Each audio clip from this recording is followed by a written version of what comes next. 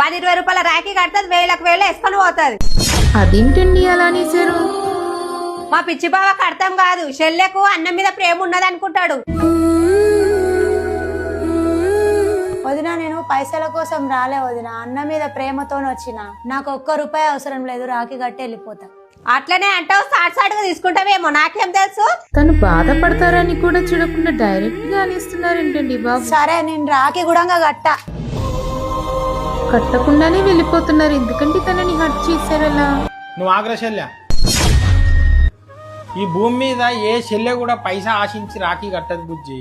చూసే మూడో మనిషికే పైసా ఆశించి రాఖీ కట్టినట్లు అనిపిస్తుంది అంతే. మన ఆస్తులేం రాసిస్తలేం, మనం పెట్టేది ఒక చీరనో 500 1000 రూపాయలు అంతే. ఎంత పని ఉన్నా ఎంత దూరం ఉన్నా నా అన్నకు రాఖీ కట్టాలని పరిగెత్తుకుంటూ వచ్చే ఆ చెల్లె ప్రేమ ముందు మనం పెట్టేది చాలా చిన్నది బుజ్జి. చాలా కరెక్ట్ గా చెప్పారు బ్రో. అన్నతోని ఎన్ని కొట్లాటలున్నా ఎన్ని విభేదాలున్నా ఏడాది మొత్తం మాట్లాడకపోయినా రాఖీ పండుగను గుర్తుపెట్టుకొని మరి వచ్చే చెల్లెళ్ళ ప్రేమ ముందు మనం పెట్టేది ఎంత బుజ్జి. ఏ చెల్లెకైనా అన్న అంటే ఎంతో కొంత ఆశ ఉంటుంది. 500 1000 పెట్టినప్పుడు ఆ చెల్లె ముఖంలో వచ్చే ఆనందము కొన్ని కోట్లు పెట్టినా రాదు. ఇంటి ఆడవిళ్లను ఇంట్లోకి వెళ్ళి ఏడిపించి పంపించుడు మన ఇంటికే మంచిది కాదు.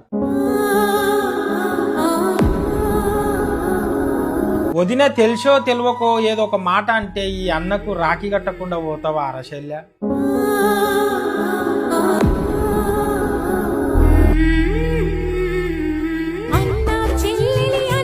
Happy Raksha Bandhan all of you guys.